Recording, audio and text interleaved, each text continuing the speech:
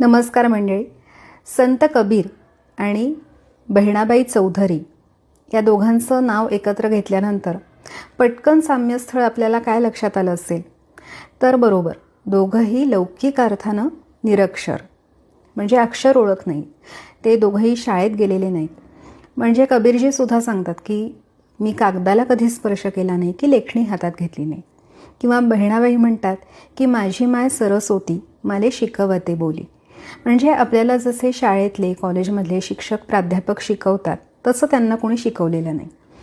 पण असं असलं तरी मला नेहमी असं वाटतं की आयुष्याच्या विद्यापीठातले हे दोघं प्राध्यापकच आहेत, नाही का? आणि खरोखर लौकिक अर्थानं निरक्षर असले तरी अक्षर अशी वाङ्मय निर्मिती या दोघांनी केलेली आहे.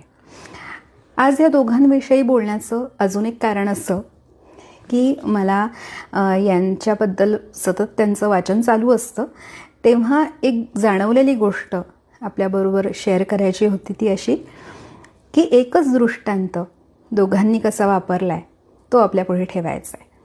आणि तो दृष्टांत कसला आहे माहिती आहे? नथ.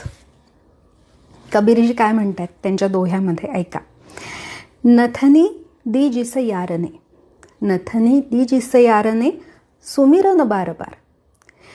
ज्या प्रियकराने नथ दिली त्याचं सतत ती नाव घेते.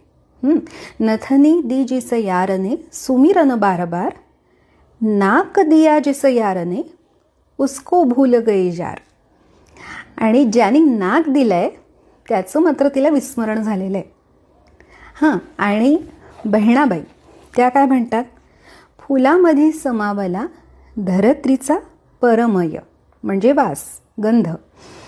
फुलामध्ये समावला धरत्रीचा परमय, माझ्या नाकाला विचारा नथनीले त्याचे काय.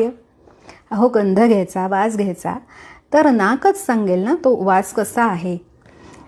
नथनी म्हणजे नथ ही काही सांगू शकणार नाही.